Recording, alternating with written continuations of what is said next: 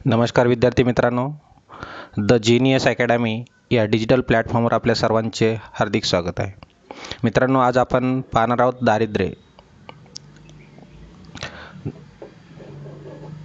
दारिद्र्य म्हणजेच सर्वसाधारणपणे दारिद्र्य ही एक सामाजिक संकल्पना आहे. मानवी जीवनाशी अगदी सलगीने राहणारी ही एक तुमच्या आमच्या जीवनातील मोठी समस्या आहे. आपण सर्वच कोणत्या ना कोणत्या दारिद्र्यात जगत असतो. अर्थात आता तुम्हाला एक प्रश्न पडला असेल की आपण तर चांगल्या स्थितीत आहोत, चांगल्या शहरात आहोत, चांगल्या लायब्ररीमध्ये अभ्यास करत आहोत, तरी देखील आपण दारिद्र्य कसे? तर हे आपल्याला समजणार आहे दारिद्र्याच्या वेगवेगळ्या संकल्पना आणि दारिद्र्याचे वेगवेगळे प्रकार पाहिल्यानंतर. तर चला तर आपण दारिद्र्य आणि दारिद्र्याच्या मूलभूत संकल्पना यावर फोकस टाकूया. दारिद्र्य म्हणजे काय? मानवी जीवनात किमान मूलभूत गरजा पूर्ण न करणे येण्याची परिस्थिती म्हणजेच दारिद्र्य होय. आता किमान मूलभूत गरजा म्हणजे काय? आपण अगदी शाळेच्या स्तरावर पाहिलेलं आहे की किमान मूलभूत गरजा म्हणजे काय? अन्न, वस्त्र, निवारा, शिक्षण आणि आरोग्य हे योग्य त्या दर्जामध्ये न मिळणे किंवा त्या पूर्ण करण्याची परिस्थिती नसणे म्हणजेच दारिद्र्य होय.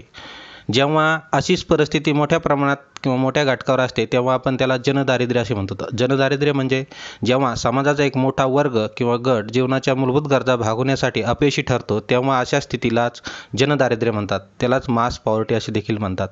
दारिद्र्याची संकल्पना ही व्यापक आहे, तसेच ती एक सामाजिक समस्या आहे.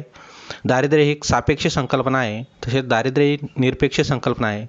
दारिद्र्य ही एक बहुआयामी संकल्पना आहे. तसेच रॉग्नर नॅक्सॉर्न यांनी दारिद्र्याचे दुष्टचक्र ही संकल्पना मांडलेली आहे. तर दारिद्र्याचे दुष्टचक्र म्हणजे काय? तर ही व्यापक संकल्पना आहे. तसेच जर दारिद्र्य असेल तर आपलं उत्पन्न अर्थात कमी असणार, मग ते राष्ट्रीय स्तरावरचं असो किंवा वैयक्तिक स्तरावरचं असो. पण जेव्हा दारिद्र्य असतं त्यामुळं दरडोई उत्पन्न म्हणजे माणसाची उत्पन्न करण्याची क्षमता ही कमी असते. आणि जर कमी उत्पन्न असेल तर त्यातून कमी बचत होते. कमी बचत झाल्यानंतर कमी भांडवल निर्मिती, आणि भांडवल निर्मिती कमी असेल तर अर्थात उद्योग क्षमता ही कमी असते. आणि उद्योग क्षमता जर कमी असेल तर तिथे रोजगार निर्मिती आणि रोजगार निर्मितीतून होणारं उत्पन्न देखील कमी असते. असंच एक चक्र आहे. म्हणजे कमी उत्पन्न असेल तर कमी बचत होईल, कमी बचतीतून कमी भांडवल निर्मिती आणि त्यामुळे कमी गुंतवणूक, आणि कमी गुंतवणूक असल्यामुळे कमी रोजगार, असं हे दुष्टचक्र सतत चालणार आहे. त्याला दारिद्र्याचं दुष्टचक्र असं रॅग्नर नॅक्सॉर्न यांनी म्हटलेलं आहे. चला, सापेक्ष दारिद्र्य व निरपेक्ष दारिद्र्य यामध्ये नेमका काय फरक आहे हे आपण तुलनात्मक पाहूयात. आणि हे कुठे कुठे वापरलं जातं आणि आपल्या देशामध्ये यापैकी कोणती मेथड वापरली जाते ते देखील पाहूया. सापेक्ष दारिद्र्य, रिलेटिव्ह पॉवर्टी. सापेक्ष दारिद्र्यात विशिष्ट देशातील उच्चतम व न्यूनतम लोकांच्या गटातील संपत्ती, उत्पन्न किंवा उपभोगाचा स्तर यांची तुलना केली जाते व तुलनात्मक अभ्यास करून दारिद्र्याचा स्तर किंवा दारिद्र्याची रेषा मोजली जाते. त्याला सापेक्ष दारिद्र्य म्हणतात. आता यामध्ये काय असते की आपल्या लोकसंख्येतील एक विशिष्ट गट म्हणजे जसे की जास्त उत्पन्न असणारे टॉप पहिले 4-5 लोक आणि एकदम कमी उत्पन्न असणारे 4-5 लोक यांची तुलना केली जाते आणि यामधून सापेक्ष दारिद्र्य मोजले जाते. यावरून काय होते? सापेक्ष दारिद्र्याचा उपयोग कुठे केला जातो? तर यावरून आपल्याला त्या प्रदेशातील संपत्ती, उत्पन्न किंवा उपभोगाच्या वितरणातील विषमतेचे चित्र स्पष्ट होते. म्हणजे त्या देशात संपत्तीचे वितरण किती प्रमाणात विषम आहे, ठराविक वर्गामध्येच किती प्रमाणात संपत्ती साठवलेली आहे किंवा किती त्यांच्याकडे संपत्ती आहे आणि विशिष्ट स्तर त्या संपत्तीपासून कसा वंचित आहे ह्याचे चित्र आपल्याला सापेक्ष दारिद्र्यातून स्पष्ट होते. आता या संकल्पनेतून एकंदरीत दारिद्र्याचा चित्र स्पष्ट करणं अवघड आहे, कारण की च्या तुलनेत गरीब ह्या सापेक्षताच्यातून आपल्याला गरिबी ॲक्च्युली किती आहे किंवा परफेक्ट दारिद्र्याचा आकडा काढणं कठीण जाते. परंतु एक संपत्तीच्या वितरणाचे चित्र आपल्याला यातून स्पष्ट होते. तसेच सापेक्ष दारिद्र्याचे निर्मूलन करता येत नाही. आता सापेक्ष दारिद्र्याचं आपल्याला निर्मूलन करता येत नाही, कारण याचं असं आहे की आपण जर दोन व्यक्तीसोबत तुलना केली किंवा जसं की अंबानी आणि अदानी हे दोन्ही श्रीमंत आहेत, परंतु यांच्या दोघात जर तुलना केली तर त्यामध्ये एक गरीब आहे, एक श्रीमंत आहे हे आपल्याला समजते. म्हणजे एका श्रीमंतापासून दुसरा गरीब असेल तर त्याला देखील आपण दारिद्र्य म्हणतो. हे सापेक्ष संकल्पनेतून आपल्याला स्पष्ट होते. तेव्हा अशा प्रकारचे दारिद्र्य निर्मूलन करणं हे कठीण असतं. त्यामुळेच सापेक्ष दारिद्र्याचे निर्मूलन करता येत नाही. हे दारिद्र्य सर्वत्र आढळते. आता हे दारिद्र्य सर्व प्रदेशात आढळते. जेणेकरून जर आपण अमेरिकासारखे देश जरी पाहिले, विकसित देश पाहिले, विकसनशील देश पाहिले किंवा प्रगती करणारे देश पाहिले, यामध्ये देखील सापेक्ष दारिद्र्य आढळते. कारण एकाच्या तुलनेत दुसरा गरीब किंवा श्रीमंत राहणारच हे त्रिकालबाधी सत्य आहे. आता या सापेक्ष दारिद्र्याचा अर्थशास्त्रामध्ये काय उपयोग होतो, तर अर्थशास्त्रातील विविध गटाचे उत्पन्न स्तर व उत्पन्नाचे वितरण यात मोजता येते आणि त्यामुळे तुलना करून आपल्याला ठरवता येते की गरीब आणि श्रीमंत. निरपेक्ष दारिद्र्य, ॲब्सोल्यूट पॉवर्टी. आता आपल्याकडे देखील निरपेक्ष दारिद्र्यातूनच आपल्याकडे भारतात जो आपण BPL APL वगैरे जे म्हणतात की दारिद्र्याची रेषा ही ह्या पद्धतीने मेथडनं काढली जाते. आता निरपेक्ष दारिद्र्य म्हणजे काय? निरपेक्ष दारिद्र्य मोजमापासाठी देशातील जीवनमान खर्चाचा विचार करून त्या आधारावर एक न्यूनतम उपभोग स्तर निर्धारित केला जातो व या निर्धारित केलेल्या स्तरावरूनच दारिद्र्याचे मोजमाप केले जाते. त्यालाच आपण निरपेक्ष दारिद्र्य असे म्हणतो. निर्धारित स्तर म्हणजे काय, तर आपण एक विशिष्ट स्तर म्हणतो की जसं आपल्याकडे वेगवेगळ्या समित्या आहेत, त्यांनी वेगवेगळे कार्यगट आहेत, त्यांनी वेगवेगळ्या काय म्हणता येईल त्याला की असे वेगवेगळे मापं लावली होती की जसे 100 रुपये, 20 रुपये, 25 रुपये एवढा खर्च उपभोग करण्याची क्षमता असेल तर तो APLमध्ये आणि नसेल तर तो BPLमध्ये. तर निर्धारित स्तरापेक्षा कमी उपभोग करणारे त्याला आपण BPL म्हणतो. BPL म्हणजे बिलो पॉवर्टी लाईन. अर्थात ही दारिद्र्य रेषा निश्चित केल्यानंतर आपण हे ठरवू शकतो की विशिष्ट स्तरापर्यंत म्हणजे जर एका दिवसात 100 रुपये कमवण्याची किंवा उत्पन्न करण्याची क्षमता असणारा जर आपण लाईन निर्धारित केली तर 100 रुपयापेक्षा कमी जे लोक असतील उत्पन्न घेणारे तर त्याला आपण BPL म्हणू आणि 100 रुपयापेक्षा जर जास्त उत्पन्न असेल तर त्याला APL म्हणू. अशा प्रकारचे निर्धारित स्तरापेक्षा खाली असतो तो BPL आणि निर्धारित रेषेपेक्षा वरती असेल तो APL. आता याचा निरपेक्ष दारिद्र्याचा उपयोग कुठे केला जातो, तर दारिद्र्य दूर करणे हे निरपेक्ष दारिद्र्य मोजण्याचे मुख्य उद्दिष्ट असते. तर आपल्याकडे देशात देखील निरपेक्ष दारिद्र्याचा वापर केला जातो. याचा मुख्य मेन उद्देश असतो की दारिद्र्य कमी करणे. आता बऱ्याच आपण जर भारतामध्ये दारिद्र्याचा इतिहास पाहिला तर खूप मोठा इतिहास आहे. अगदी ब्रिटिश काळापासून जेव्हा कुटीर उद्योगांचा ऱ्हास होत होता, इंग्लंडमध्ये वगैरे औद्योगिक क्रांती झाली होती, त्या तुलनेत आपल्याकडे त्याचा प्रभाव कमी होता. तेव्हापासून देखील आपल्याकडे भारतामध्ये खूप मोठ्या प्रमाणात दारिद्र्य आहे आणि आपण दारिद्र्याचं दूरीकरण करण्यासाठी, निर्मूलन करण्यासाठी वेगवेगळ्या योजना देखील राबवल्या जातात. आणि आपण देखील पाहतो की मागील काही वर्षापासून जसे की स्वातंत्र्याचे 75 वर्ष झाले असे तशा वेगवेगळ्या आपण बातम्यात वगैरे इकडे तिकडे पाहिलेलं आहे. भारताच्या नियोजनात सापेक्ष दारिद्र्य दूर करायला न्यूनतम महत्त्व देण्यात आले आहे. त्यापेक्षा निरपेक्ष दारिद्र्य दूर करायला अत्यंतिक म्हणजे जास्त महत्त्व दिलेलं आहे. कारण की काय असते ते निरपेक्ष दारिद्र्यातून आपल्याला एकंदरीत दारिद्र्य कमी करता येते. हेच मुख्यतः निरपेक्ष दारिद्र्याचे उद्दिष्ट आहे. आता भारतातील दारिद्र्याचे मोजमाप. आता यामध्ये वेगवेगळे कार्यगट वगैरे जे आहेत ते आपण पुढच्या लेक्चरमध्ये पाहूयात.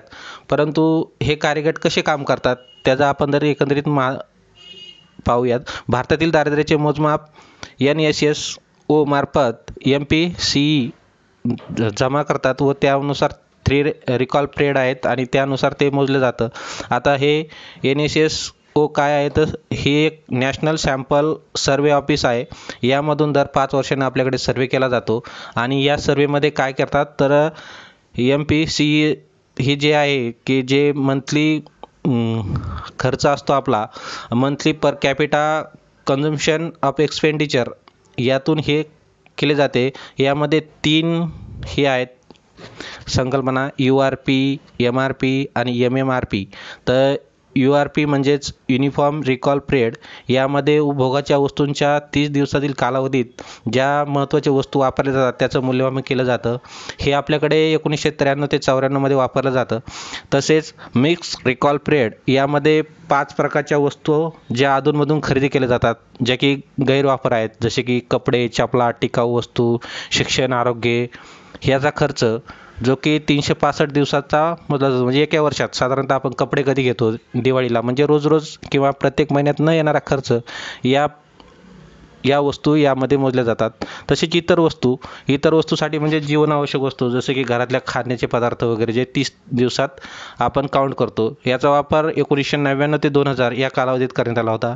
तसेच यावरून पुढे एक मॉडिफाईड मिक्स रिकॉल पिरियड केला होता ज्यामध्ये टिकाऊ वस्तू 365 दिवसासाठी, ज्या की आपण मागे 5 वस्तू पाहिल्या होत्या त्याच यामध्ये येतात, ज्या की कपडे, चपला, आरोग्य वगैरे अशा प्रकारच्या. तसेच उपभोग्य खर्च हा 30 दिवसासाठी, जसे की घरातले इंधन, भाडे, कर, गॅस, संख्यात्मक आरोग्यविषयक सेवा इत्यादी पदार्थाचे मापन हे उपभोग्य खर्चामध्ये केले जाते. त्याचा पिरियड आहे 30 दिवस.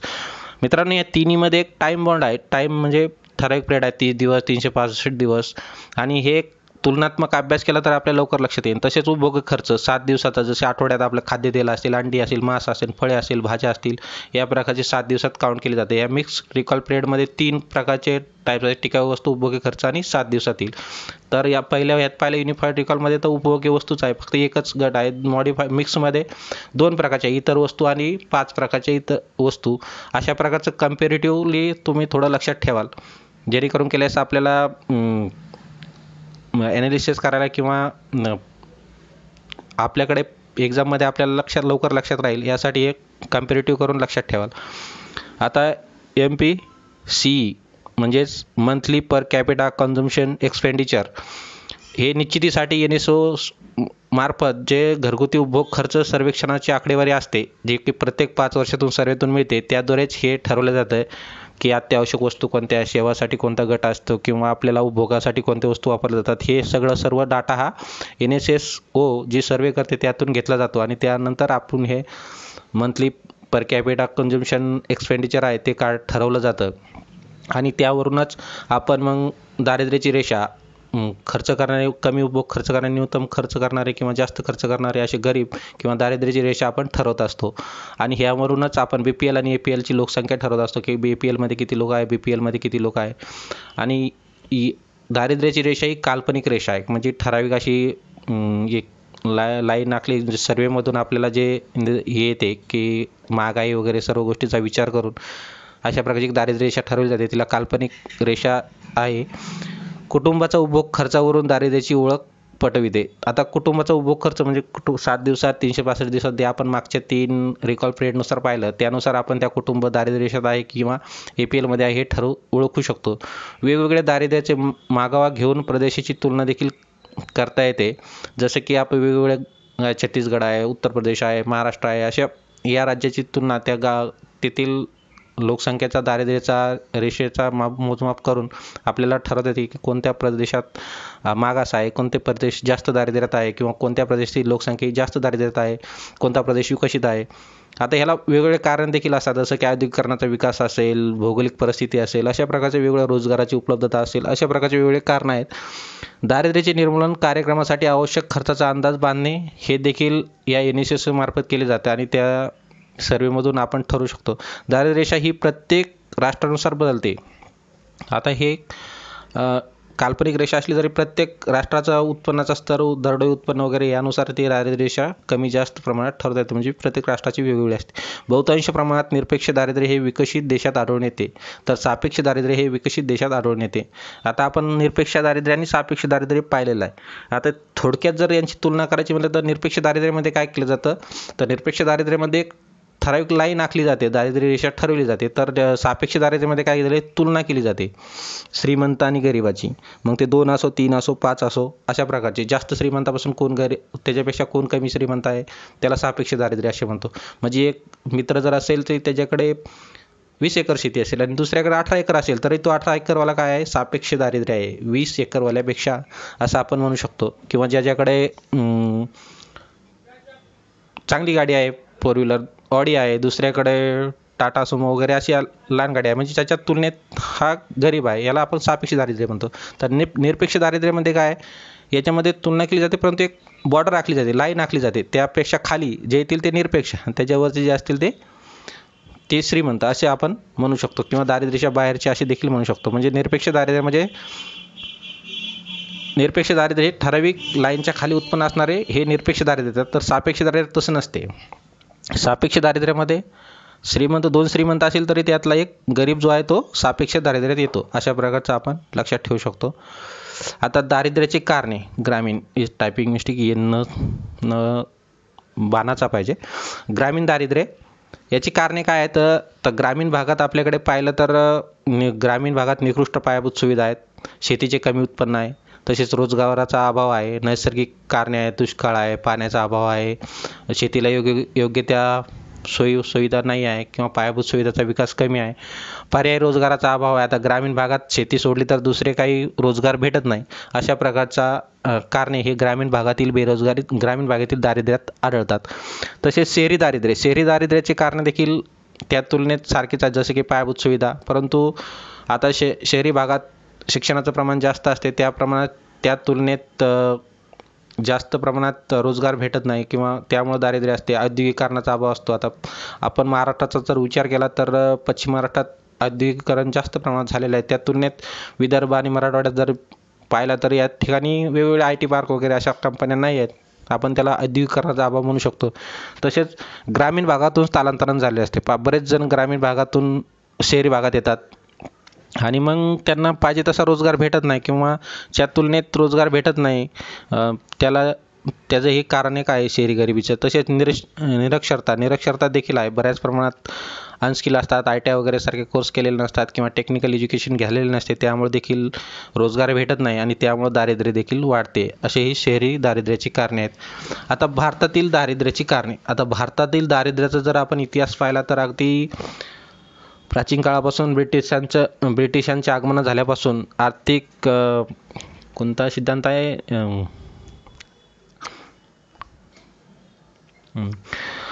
साधन संपत्ती, ब्रिटिश काळात हस्तउद्योगाचा ऱ्हास, तसेच साधन सामग्रीचं आर्थिक निसरण जे झाले आहे ब्रिटिश काळात आणि दडपशाहीचे आर्थिक धोरण, तसेच इतर कारणे की जसे उद्योगीकरणाचा अभाव वगैरे अशा प्रकारचे. तेव्हापासून भारतात जे दारिद्र्य आहे ते अगदी स्वातंत्र्यानंतर देखील आपण दारिद्र्य निर्मूलनासाठी मोठे मोठे कार्यक्रम केलेले आहेत. त्यामध्ये आर्थिक नियोजन असन, आर्थिक सुधारणा असन, गरिबी हटाव असन, वेगवेगळे आपण योजना देखील राबवल्या आहेत. अन्नधान्याचे वाटप असेल, मध्यान्ह भोजन असेल, वगैरे असे हे एकंदरीत दारिद्र्य निर्मूलनासाठीचे कार्यक्रम आहेत. परंतु भारतातील दारिद्र्याचे कारण काय आहे तर प्रथम कारण आहे लोकसंख्येचा विस्फोट.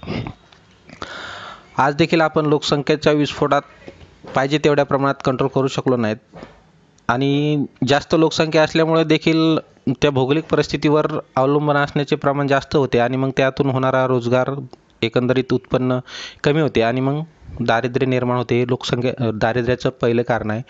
तसे आर्थिक वृद्धीचा मंद वेग. आपल्याकडे होणारी आर्थिक वृद्धी असते, जसं की आपण बऱ्याच वर्षापासून आर्थिक महासत्ता किंवा विकसित होण्याचा प्रयत्न करत आहोत. आपण आता विकसनशील आहोत, भविष्यात विकसित देखील होऊ, परंतु आपल्याकडे पाहिजे तेवढ्या प्रमाणात औद्योगिकीकरण किंवा आर्थिक विकास होत नाही आहे. तर आर्थिक वृद्धीचे मंद वेग हे देखील भारतीय दारिद्र्याचे कारण आहे. प्रादेशिक असंतुलन म्हणजे काय? ठराविक प्रदेशात खनिज संपत्ती असणं, औद्योगिकीकरणाचा विकास होणं, तसेच वाहतुकीच्या सोयी वगैरे अशा प्रकारचे कारणं, म्हणजे जेणेकरून केल्यास जसं की डोंगराळ भाग असेल किंवा जो आपण